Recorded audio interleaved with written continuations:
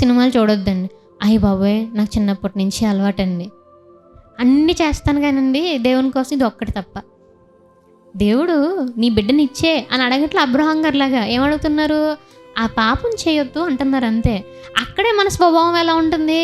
నేను చిన్నప్పటి నుంచి నాకు అలవాటండి. నేను ఎలా మానేయగలుగుతానండి? ఈ ఒక్క రీజన్ బట్టి నేను దేవునిలోకి రాలేకపోతున్నానండి. చాలామంది మాట్లాడుతూ ఉంటారు. కొన్ని కొన్ని ఇష్టాలుంటాయి. మూవీస్ చూడడం కావచ్చు.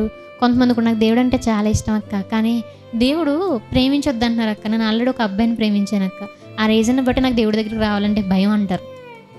అంటే చూసారా? అంటే అంత పెద్ద పెద్దయి అవసరంలా. చిన్న చిన్న వాటి దగ్గర ఏమైపోతుంది? మన క్యారెక్టర్ అనేది మనకి ప్రూవ్ చేయబడుతుంది.